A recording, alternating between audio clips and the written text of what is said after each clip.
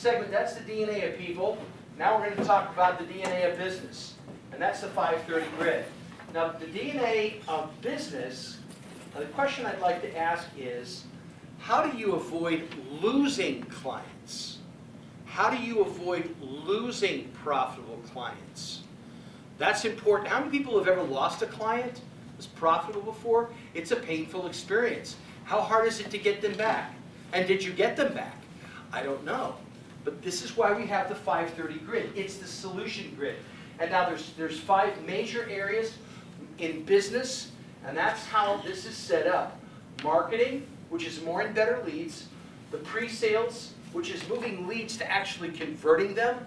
It's the actual sale. And the sale is yes or no, right? And then we have servicing, where we turn our servicing into a profit center. And then 5, client for life, creating profitable, lifelong relationships. And then there's depth to each one of those. There's 6 different levels. That's why we have the 530 grid. 5 major rows, and the columns respond to each level that are in. For instance, box 1 is identifying targets. It doesn't matter what you're building. It doesn't matter your business or whatever. If you're trying to get a non-for-profit together, you're still going to need to identify your targets, won't you? If you wanted to build a group of friends, or you invite somebody to a barbecue, you still have to identify targets, right? So help us understand what it is to have a profitable client. Okay, we're going to have John Barnett come up, and he's going to help explain the 530 grid. Give it up for John.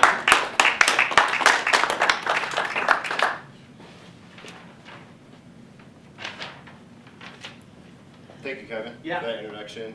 Thank you, Lamita. Thank you, Don. You guys done a fantastic job so far. So I don't know how I'm going to follow that up, but I'm going to do my best. So as Kevin kind of spoke to the 530 grid a little bit, gave us a quick overview. I like to call it the blueprint for our business. Right? So we all have a business. We're all running it. We all want all these, but are we all participating in that, and are we all doing it correctly in the right order? So in 530 grid, we like to focus on 1, 2, 6, 3, 5, 4. I said that out of order. Sorry, it's just the way I read it. But this area here is specifically called the golden triangle. And that's going to be our most profitable area to focus on in the 530 grid.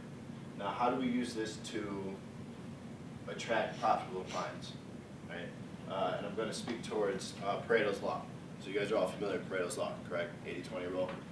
20% of your clients are going to produce 80% of your profits. 20% of your clients are going to produce 80% of your headaches, so on and so forth. Right? So identifying targets is probably going to be the most important. Using Pareto's Law, you want to find the 20% of clients that produce 8% of your results. Now focus on those. We're going to go to box 5, implement 10 plus strategic strike. I struggle with that word every time. I think I'm just going to say it over and over again before I come up here. But yeah, so we're going to identify targets, implement a strategic strike, and we're going to put together a specific message for that 20% that produces our results. Right? So we don't want to attract people causing headaches. We don't want to attract people that take up a lot of our time but don't produce a lot of profit for us. Right? So identify the targets, implement strike, follow up, and then that's going to lead into kind of exponential growth in that field because of the cluster effect. Are you guys familiar with the cluster effect? Doctors hang out with doctors, realtors hang out with realtors, profitable clients hang out with other profitable clients, right? So that group people messages, box 6. Now we're going to move into not only identifying who those people are, strategically striking them. We're going to also have a group to target now, and they're going to have influence within their group once we serve them and get to that client for life field, right? And then that goes into, I'm going to jump outside the golden triangle, if that's okay, Mark. Number 7 here is ask for referrals, right? So you serve a profitable client well, right? They're impressed with you, they want to work with you again. Asking powerfully for referrals is a great way to grow your business without having to spend money on marketing, right? It's free, it's quick, it's easy. So that was quick. I know I go through my information quick. Does anyone have any questions on that information there? Eric, what he's talking about is on box 11 here in your sheet. Could you, let me ask you a question. Could you Yes, sir. take us box 1 through 6. Step by step? Yeah, just take us 1 through 6 Okay. and with profitable clients. Okay. Yeah. So like I said, 80-20 rule, 20% of your clients are probably going to produce 80% of your profits. You Okay. want to identify those targets. Right? Identify those targets, then develop and deliver a specific message for those targets. Okay. Track 100% of your leads. So what happens with a lot of people is they lose clients because they're not tracking them. Right? So people you don't keep track of, no today is not a no forever. Right? So if you don't track those leads, you may never know down the road it could be one of your most profitable clients. Right? One of the mistakes I made early in my business was not tracking all of my clients, and I lost a lot of leads for it. So track 100% of your leads. Asking key questions. So like Dawn was speaking towards your DNA for people, understanding those personality types and asking the key questions. What's your biggest challenge?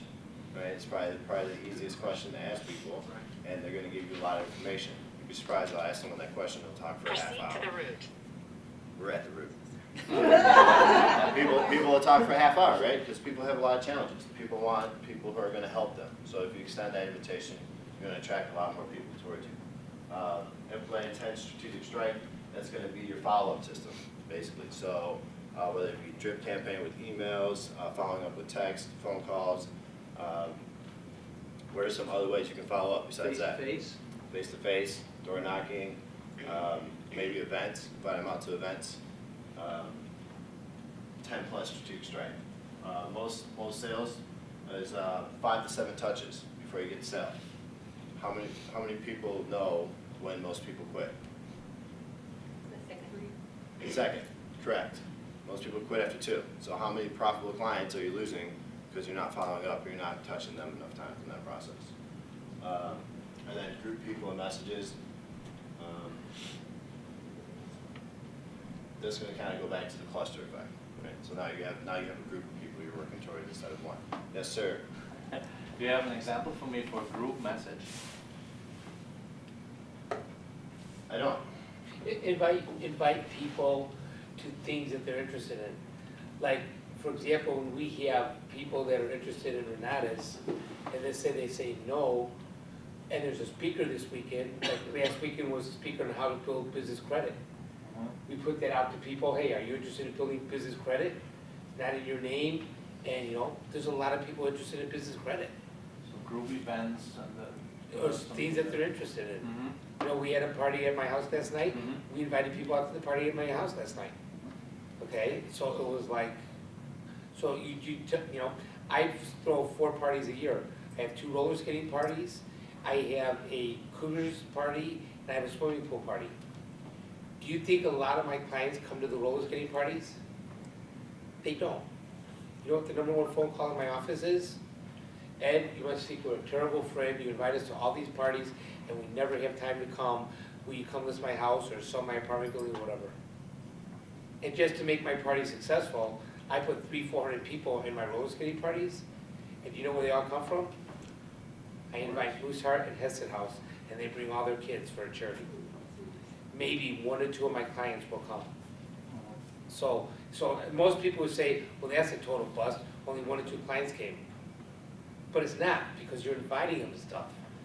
It doesn't, and the people that don't come are the people that are busy, and that's who you're gonna make the money off of. The people that come a lot of times are not the people you're gonna make the money off. Interesting view, huh? It works. It's true. It works. Kevin's done it. There was like maybe 1 or 2. Most of everybody was from everywhere else. So So it was who, like, from Hesed House, and this is great. they came from Hesed House, and they came from Mooseheart. And you should have seen the smiles on their faces. Coming to a Cougars game. And then they find out you do, also, it's a double whammy too, because now they find out you're donating to a charity.